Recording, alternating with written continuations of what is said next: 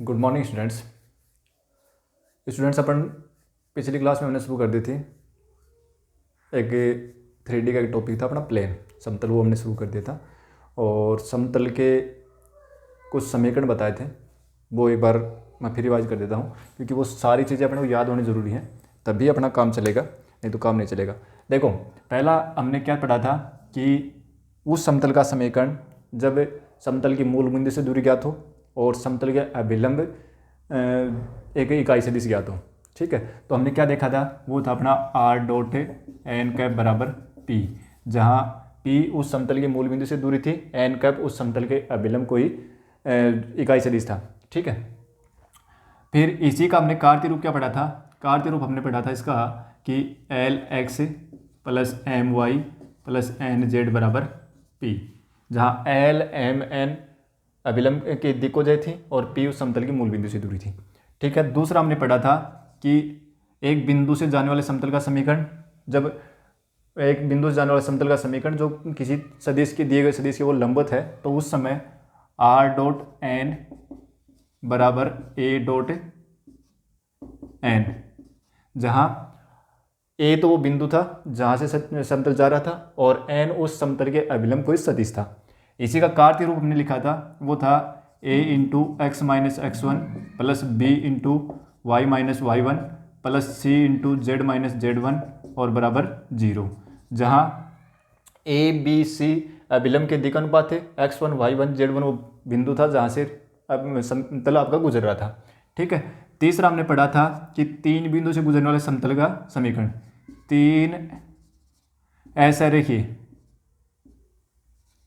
रेखीय बिंदुओं से गुजरने वाले समतल का समीकरण, वो हमने पढ़ा था r माइनस ए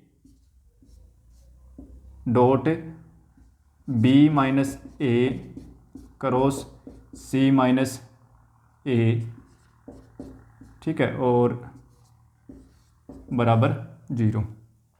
ठीक है, तो ये क्या हो गया, ये ए बी सी जो थे वो तीन बिंदु थे, उनके सदिश हैं जहाँ से समतल गुजर रहा था और आर अपन इसमें लेके चलते ही हैं। ठीक है, और इसका कार्तीय रूप जो था ना, वो क्या था, कार्तीय रूप था वो था x minus x one y minus y one z minus z one और x2 minus x one y two minus y one z two minus z one और x3 minus x one y three minus y one z three minus z one, ये आ गया।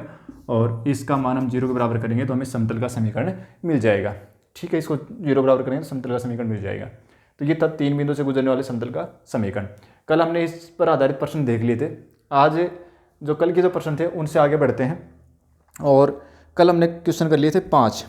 ठीक है, छठा प्रश्न जो है ना, वो है उन समतलों का समीकरण ज्ञात कीजिए जो निम्नलिखित तीन बिंदु से गुजरते हैं। क्वेश्चन नंबर 6 है और इसमें मैं पहला पार्ट कर लेता हूँ। ठीक है, तो इसमें देखो क्या दे रखा है, एक एक माइनस एक बिंदु ये दे रखा है और दूसरा बिंदु दे रखा है 6 4 माइनस 5 और तीसरा बिंदु दे रखा है -4 -2 और 3। ये तीन बिंदु दे रखे हैं अपने को और इन तीनों बिंदुओं से गुजरने वाले समतल का समीकरण पूछा अपने को। ठीक है, तो सदिश रूप में लिखो चाहे कार्तीय रूप में लिखो, यहाँ कोई अपने पास वो दे नहीं रखा है तो आप सदिश रूप में भी लिख सकते हो, सदिश रूप में ये हो जाएगा। ठीक है, और कार्तीय रूप में आप इस तरीके से सीधा लिख सकते हो। ठीक है, तो मैं इसका कार्तीय रूप में लिख देता हूँ।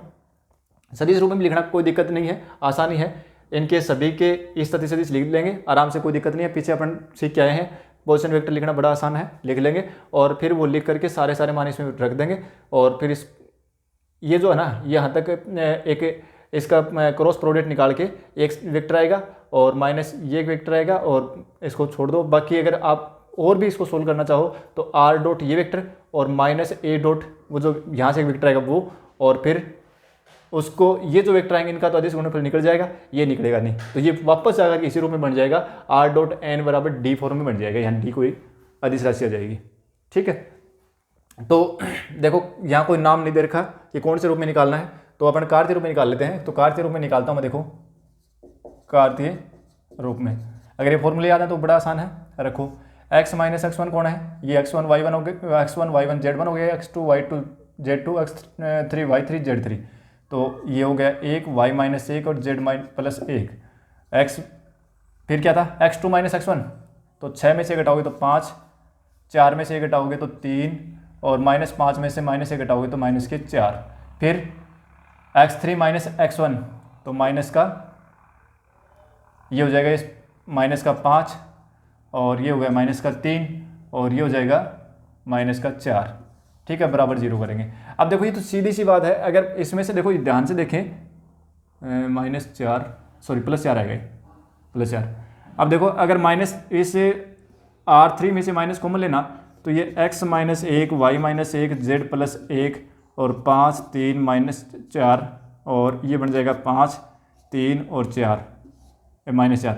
माइनस कॉमन ले नीचे से, ठीक है, तो यहाँ से माइनस प्लस हो जाएगा, ये माइनस प्लस हो जाएगा, ये प्लस और माइनस हो जाएगा, बराबर 0, क्योंकि माइनस कॉमन लिया वो 0 से गुणा कर दिया। ठीक है, अब देखो इसमें तो क्या हो गया, 2R2 और R3 जो है ना वो दोनों समान हो गई, इसका मतलब इस डिटरमिनेंट का मान ही 0 हो गया, पूरे का मान। अब 0 हो गया तो इसका मतलब अपने को समतल का समीकरण मिला नहीं।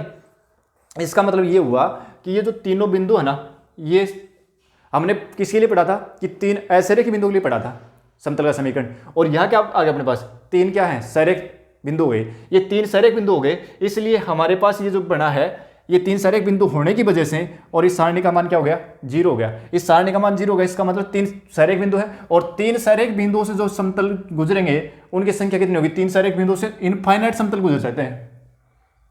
ठीक है, तो 3 सरेख बिंदु से यहां अपने को कोई समतल का समीकरण नहीं मिलेगा, क्योंकि इनफाइनाइट समतल गुजरेंगे यहां से 3 सरेख बिंदु से।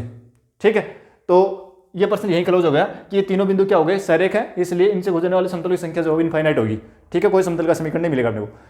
अगर यहां पर और कोई संख्या होती, जैसे मान लो कि मैं चेंज कर देता हूं, ये चलो दूसरा पार्ट करते हैं इसी का। ठीक है, दूसरा पार्ट करते हैं इसी का। पहले पार्ट में आ गई है कि सरेख बिंदु हो गए, चलो ये अपने को नई चीज मिल गई यहां। अब देखो आगे एक इसी का दूसरा पार्ट देखते हैं। ठीक है, और मैं दोनों रूप में करता हूं, बी पार्ट करते हैं इसका और इसको दोनों रूपों में करते हैं। देखो 1 1 0 ये तो हो गया आपका ए, बी दूसरा पॉइंट है उसके कोऑर्डिनेट हो गए 1 2 1 1 2 1, और तीसरा पॉइंट है सी जिसके कोऑर्डिनेट हो गए -2 2 और -1। ठीक है, ये हो गई। अब पहले इसको वेक्टर फॉर्म में लिखते हैं। ठीक है ना, वो वेक्टर फॉर्म में निकाल लेते हैं। तो वेक्टर फॉर्म में क्या आएगा, और नहीं चलो कोई दिक्कत नहीं, कार्य रूप फॉर्म में लिख दो और फिर सीधा कार्य, क्योंकि ये जो है इसमें ये जो काम करेंगे इसमें थोड़ा सा टाइम लगेगा अपने को। ठीक है, तो क्यों नहीं ये निकाल लें सीधा ही।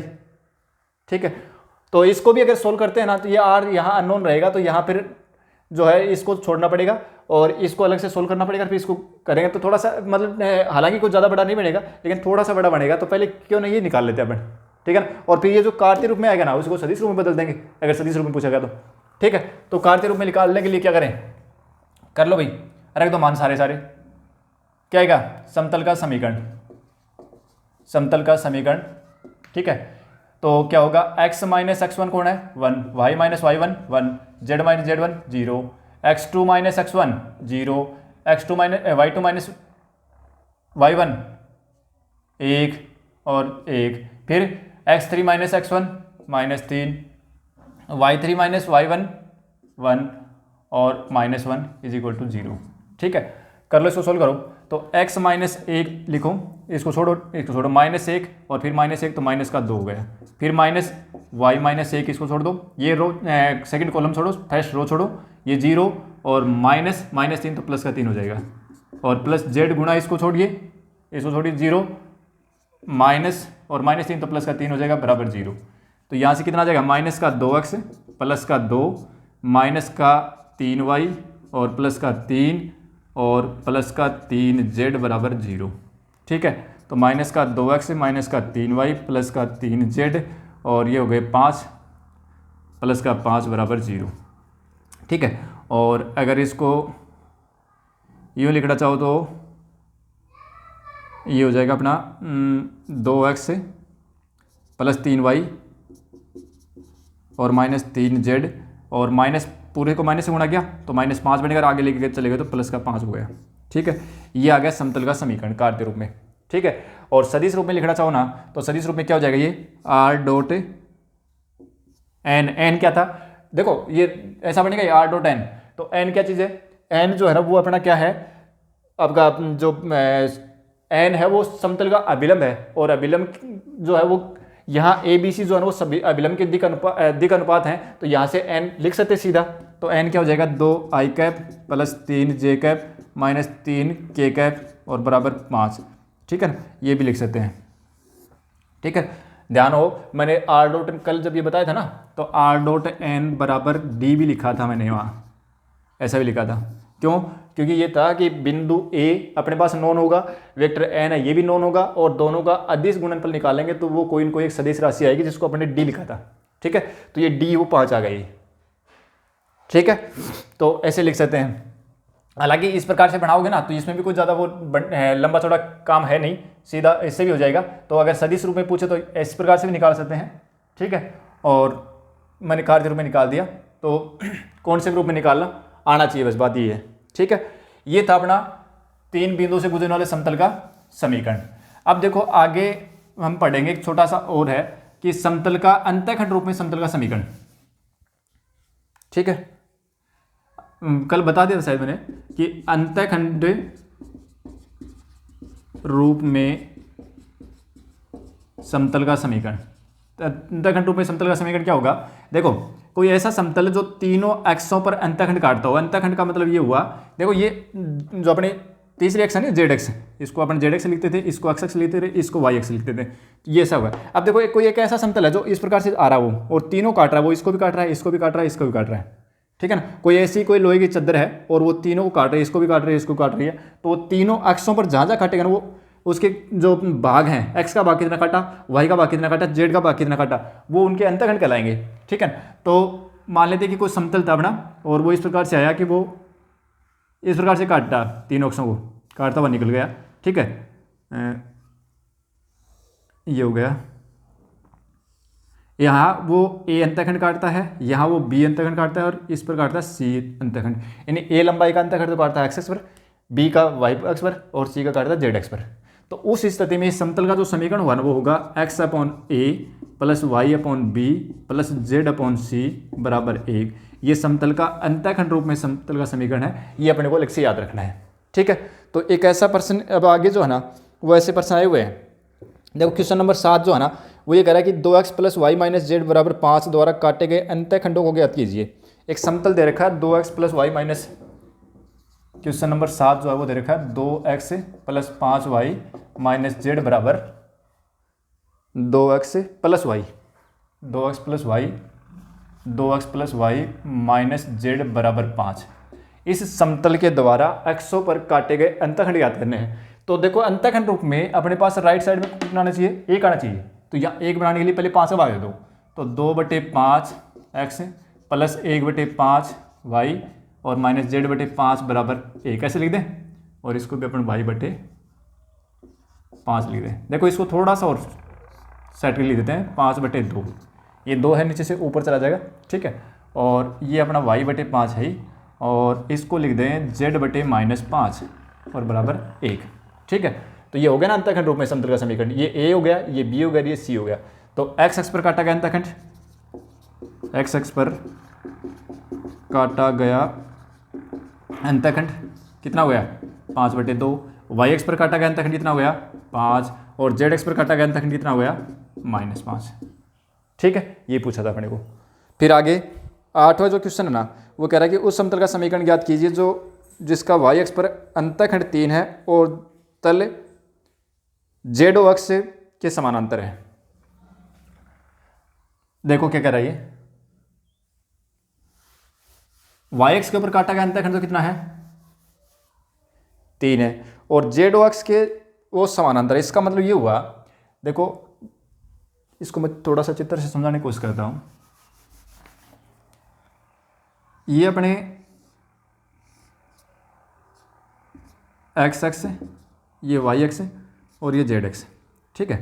तो देखो ध्यान, अगर यहां बात कर रहा है वो जेड ओ एक्स की, जेड एक्स तल कौन सा हुआ, देखो ये ऐसे है, ये अपना एक्स एक्स हो गया, ये अपनी वाई एक्स है, ये जेड एक्स होगी। तो ये जो तल है ना, ये भाग, ये जो भाग है, ठीक है ना, ये जो भाग है, ये भाग अपना कौन है जेड एक्स है। अब ऐसा समतल है जो वाई एक्स को काट रहा है, वो 3 अंतःखंड काट रहा है वाई एक्स के ऊपर, ऐसा समतल है जो इसके समानांतर है, इसके समानांतर है वो, ठीक है ना। तो इसके समानांतर है तो वो वाई एक्स के ऊपर कह रहा है कि काट रहा है, वो कितना काट रहा है, 3 इकाई का अंतखंड काट रहा है। तो उस समतल का समीकरण बताओ कितना होगा, ठीक है ना। तो इसके तो समानांतर हो गया ना, इसके समानांतर हो गया, इसका मतलब कि ऐसा तल क्या होगा जो जेड एक्स के ऊपर 3 इकाई का अंतखंड काट रहा है, वो अपने को ज्ञात करना है। इसका मतलब देखो यहाँ पर वो काटेगा तो किस बिंदु पर काटेगा, वो 0, 3 और 0 पर काटेगा, ठीक है। और इस समतल का अभिलंब कौन हो गया, ये समतल ऐसे तो आएगा, इस भाई ये जो तल है ना, ये तल, इस मेरे जो हथेली दिख रही है ये तल है, और इसके समानांतर तल ये तो आएगा, ऐसे तो आएगा, और उसके पर लंबवत कौन हो गया, ये वाई एक्स हो गई। तो इसका अभिलंब जो है, इस तल का अभिलंब कौन हुआ, वाई एक्स हुआ ना। तो देखो एक्स ओ जेड या जेड ओ एक्स के, जेड ओ एक्स के समानांतर तल के अभिलंब के दिक् अनुपात डी आर्ज क्या होंगे, क्या होंगे, अभिलंब ये तो बना ना वाई एक्स बना, और वाई एक्स अभिलंब बन गया, इसका मतलब इसके दिक् अनुपात क्या होंगे, 0, 1 और 0, ठीक है। और समतल किस बिंदु से गुजर रहा है,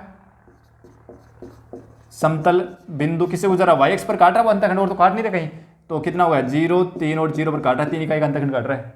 तो समतल का समीकरण क्या हो जाएगा, समतल का समीकरण क्या हो गया, एक्स क्या था वो formula, a into x minus x one plus b into y minus y one plus c into z minus z one, यानी उस समतल का समीकरण जिसके अभिलंब के दिक् अनुपात ए बी सी हो और x1 y1 z1 बिंदु से गुजर रहा हो। तो ये देखो ये बिंदु रहा और ये दिक् अनुपात रहे, रख दो मान सारे सारे, क्या क्या रहेगा, ये 0 x माइनस 0 प्लस बी कौन है 1 y माइनस 3 प्लस सी कितना है 0 और z माइनस 0 बराबर 0, ठीक है। ये 0 हो गया, ये 0 हो गया, y माइनस 3 बराबर 0 हो गया, और यहाँ से y बराबर कितना आ गया 3। तो उस तल का समीकरण कितना हो जाएगा, y बराबर 3 हो जाएगा, ठीक है। तो एक प्रश्न अपना ये था। अब चलो आगे,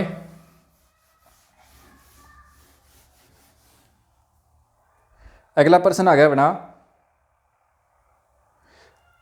अब देखो ये तो थे अपने समतलों के समीकरण, ठीक है। अब अपने एक थोड़ी सी बात और करते हैं आगे। देखो क्या कह रहा है ये कि एक आगे अपना एक आर्टिकल और है, वो अपने को, क्योंकि मैं साथ साथ प्रश्न भी करवा रहा हूँ और ये चीज़ें मैं जो ना बार बार साथ साथ लिखूंगा ताकि बार बार लिखने पर याद होंगी, ठीक है ना। ये अपने को सारी याद करनी है, ये याद नहीं होंगे तो अपने क्वेश्चन जो सोल्व नहीं होंगे, तो ये मैं बार बार लिखूंगा इसलिए ये याद हो जाए ताकि, ठीक है। तो अब देखो मैं एक लिख रहा हूँ, चलो यहीं लिख देते हैं कि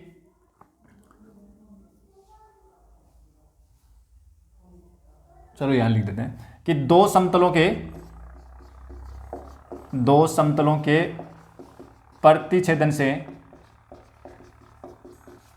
गुजरने वाले तल का समीकरण, मतलब ये होगा कि ऐसा समतल होगा जो दो समतलों के प्रतिच्छेदन से गुजरेगा। दो समतलों के प्रतिच्छेदन का मतलब ये हुआ कि देखो एक तल तो है ये हो गया, और दूसरा तल है ये, इस प्रकार से ये दूसरा तल हो गया, ठीक है ना। ये दोनों तलों का प्रतिच्छेदन कौन सा हुआ, ये ऐसा तल हो गया जिस पर दोनों तल काट रहे हैं, ठीक है ना, ये ऐसे हो गए, ठीक है। और इन दोनों को काट रहा है, इसका मतलब कि इन दोनों के प्रतिच्छेदन से, तो प्रतिच्छेदन तो यहां हुआ ना, यहां से गुजरने वाला कोई और समतल है, इस यहां से गुजरने वाला कोई और समतल है, और उस समतल को अपन लिख देते हैं कि वो ऐसा समतल है जो इस प्रतिच्छेदन से गुजर रहा है, ठीक है। इस समतल का समीकरण अपने को निकालना है, ठीक है। तो दो समतलों के प्रतिच्छेदन से समतल का समीकरण निकालना हो ना, दो प्रतिच्छेदनों से गुजरने वाले समतल, यानी दो समतलों के प्रतिच्छेदन से गुजरने वाले समतल का समीकरण निकालना हो, तो देखो कक्षा 11 में हमने रेखा भी पढ़ी थी, वहां पर भी हमने कहा था कि भी दो रेखाओं के प्रतिच्छेदन से गुजरने वाली रेखा का समीकरण, तो हमने कहा था कि एक रेखा के समीकरण में दूसरे रेखा के समीकरण को जोड़ दो किसी भी अचर राशि से गुणा, चर राशि से गुणा करके, मतलब कोई लैम्डा से गुणा करके, ठीक है। तो यहीं पर ऐसा ही यहाँ करना है कि समतलों के समीकरण दिए होंगे, ठीक है, और दो समतलों के प्रतिच्छेदन से समतल का गुजरने वाले समतल का समीकरण पूछा जाएगा। तो दोनों समतलों के समीकरण को जोड़ना है केवल कोई एक राशि से गुणा करके, जैसे ये दे दिया और ये दे दिया, तो एक को लेमडा से गुणा करके दूसरे में जोड़ दो, उस बात ही है, ठीक है ना। एक समतल के समीकरण को लेमडा से गुणा करके दूसरे में जोड़ दो, वो समतल के प्रतिच्छेदन का से गुजरने वाले समतल का समीकरण आ जाएगा, ठीक है। और फिर जो लेमडा होना उसका मान ज्ञात करने के लिए अपने को कंडीशन दी मिलेगी। तो देखो एक प्रश्न करता हूं मैं, ठीक है, और प्रश्न अपना ये है, और ये दोनों ही रूपों में है, चाहे सदिश रूप में हो चाहे कार्तीय रूप में हो, कोई दिक्कत नहीं है, ठीक है। प्रश्न करेंगे तो आएगा समझ में। देखो क्या कह रहा है, उस समतल का समीकरण ज्ञात कीजिए जो समतल 3x minus y plus 2z, 3x plus 2y, 3x minus 2y,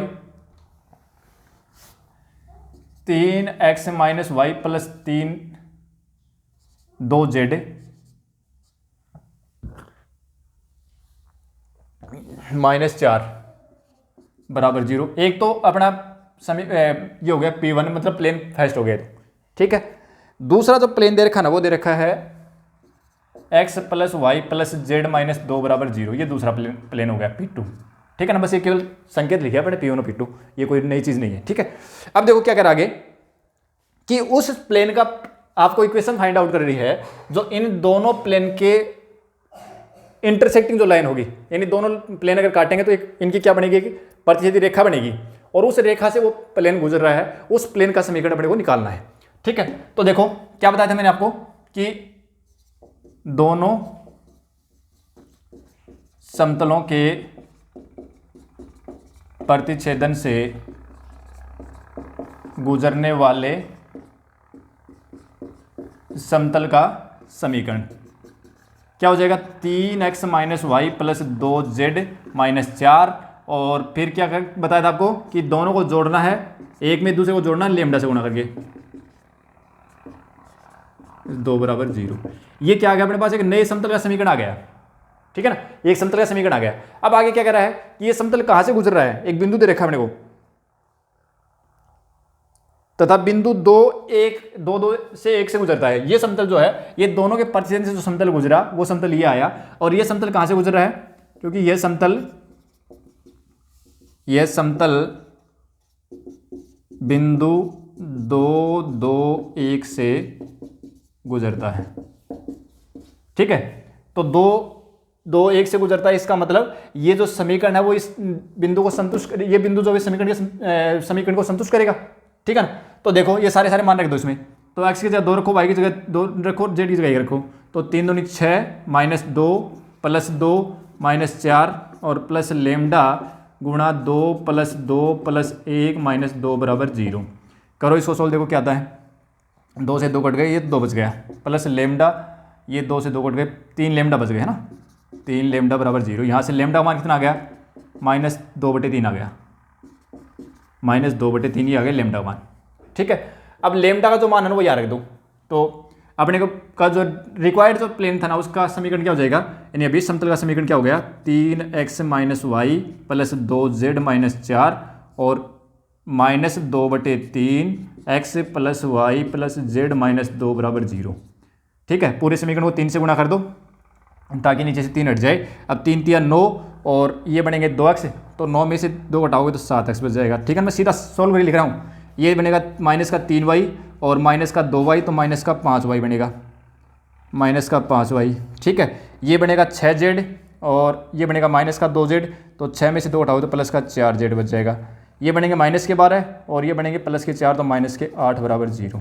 ये आ गया उस समतल का समीकरण जो इन दोनों समतलों के प्रतिच्छेदन से गुजरेगा, साथ में बिंदु 2, 2, 1 से भी गुजर रहा है, ठीक है। ये तो था अपना कार्तीय रूप में। अगर आ जाए सदिश रूप में तो क्या करना है, देखो अगला प्रश्न और अपना, और वो देखते हैं अपन सदिश रूप वाला।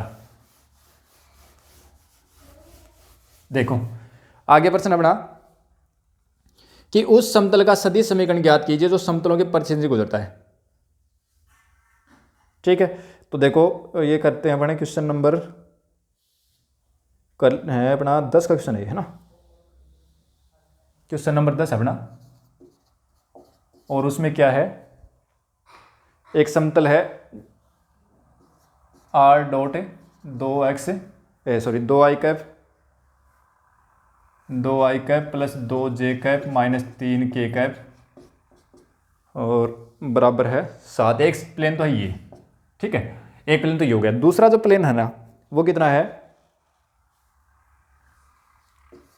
r dot 2i cap plus 5j cap plus 3k cap बराबर 9, ठीक है। और साथ में कह रहा है कि ये समतल कहाँ से गुजर रहा है, एक पॉइंट भी दे रखा है, और वो पॉइंट दे रखा है 2, 1 और 3 से वो गुजर रहा है। तो उस समतल का समीकरण ज्ञात करो जो इन दोनों समतलों के प्रतिच्छेदन से वो समतल जा रहा है और इस बिंदु से भी गुजर रहा है। ठीक है, तो क्या बताया था कि इन दोनों के प्रतिच्छेदन से जाने वाले समतल का समीकरण, प्रतिच्छेदन से गुजरने वाले समतल का समीकरण क्या होगा, R dot 2i cap plus 2j cap minus 3k cap minus 7 plus lambda गुणा R dot 2i cap plus 5j cap plus 3k cap और माइनस 9, इस 9 को इस साइड लेके आएंगे तो माइनस का 9 बनेगा ना, बराबर 0। ठीक है, अब देखो are dot 2i cap plus 2j cap minus 3k cap और इसको मैं लिख रहा हूँ lambda R dot 2i cap plus 5j cap plus 3k cap. ठीक है, और फिर लेमडा को माइनस 9 से गुणा करें तो माइनस का 9 लेमडा बराबर 0। ठीक है, और इन दोनों में देखो आर कॉमन ले सकते हैं तो आर डॉट, और अब देखो 2 plus 2 lambda, 2 plus 2 lambda into I cap. ठीक है, और फिर 2j, ये लेमडा को इससे गुणा करें तो 5 लेमडा बनेगा, तो प्लस 2 प्लस 5 लेमडा इंटू जे कैप और फिर प्लस माइनस का 3 और लेमडा को इस 3 से गुणा करो तो प्लस का 3 लेमडा के कैप और ये कितना था, अब माइनस 7 छूट गया बीच में, माइनस 7 और था पहले, यहाँ देखो तो माइनस 7 और माइनस 9 लेमडा बराबर 0। ठीक है, अब देखो कंडीशन काम में लो, समतल कहाँ से गुजर रहा है, क्योंकि समतल 2 1 3 से गुजरता है तो उसमें देखो एक्स वाई जेड बराबर 1 रखा, वो बिंदु रखे थे ना, एक्स वाई जेड के मान रखे थे ना, तो एक्स वाई जेड कहाँ है, आर में तो है, तो आप इस आर की जगह क्या लिख दोगे, 2i कैप प्लस जे कैप प्लस 3k कैप।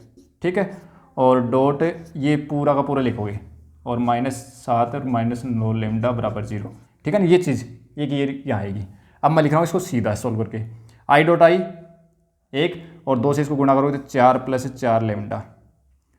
ठीक है, फिर J dot J 1 plus 2 plus 5 lambda, फिर के डॉट के 1 और माइनस का 9 और माइनस का 9 प्लस का 9 लेमडा और माइनस का 7 और माइनस का 9 लेमडा बराबर 0। ठीक है, अब देखो कुछ कटे हो तो काट दो, कटेगा कुछ 5 और 4 9 प्लस के बने और 9 माइनस के बने, कट गए तो यहाँ तो बचेगा 9 लेमडा। और देखो 8 4 और 2 6 और ये माइनस के 9 है तो माइनस के 3 बचे, माइनस के 10 हो गए ना, तो 9 लेमडा बराबर कितना आ गया, 10 आ गया। ठीक है, और लेमडा का मान आ गया 10/9। ठीक है, तो अपना जो समीकरण है वो क्या जाएगा, अतः अपना जो समीकरण है वो क्या जाएगा, आर डॉट, भाई लेमडा का मान रख दो इसमें, तो लेमडा का मान देखो यहाँ रखोगे ना तो कितना हो गया, ये 10 दूनी 20/9 और 9 दूनी 18 और 20 38/9, 38/9 आई कैप। ठीक है, यहाँ रखोगे तो 50/9, 50 और 9 दूनी 18, 50 और 18 68/9 जे कैप, और यहाँ रखोगे तो 9 या 27 3/9 आएगा प्लस का 3/9 के कैप, और यहाँ रखोगे तो कितना आएगा, 9 से 9 कटेगा तो माइनस का 10 और माइनस का 17 हो जाएगा बराबर 0। ठीक है, पूरे को 9 से गुणा करोगे तो आर डॉट 38 आई कैप प्लस 68 जे कैप प्लस 3 के कैप और 17 9 153 बराबर 0। ठीक है, ये आ जाएगा। तो आंसर अगर ये आ रहे हैं तो ठीक है, नहीं थोड़ी बहुत हो सकता है कोई कैलकुलेशन में मिस्टेक हो जाए। ठीक है, तो देखते हैं, देखो 38 आई कैप 68 जे कैप प्लस 3 के कैप बराबर 153 प्लस 3 के कैप, हाँ ठीक है, सही है, ये आ रहा है एकदम सही है, बिल्कुल सही है आंसर अपना। ठीक है, ठीक है, तो ये था अपना समतल, दो समतलों के परिच्छेद से गुजरने वाले समतल का समीकरण निकालने का तरीका। ठीक है, बाकी के जो प्रश्न है वो अपने अगली क्लास में करते हैं। मिलते हैं अगली क्लास में, थैंक यू।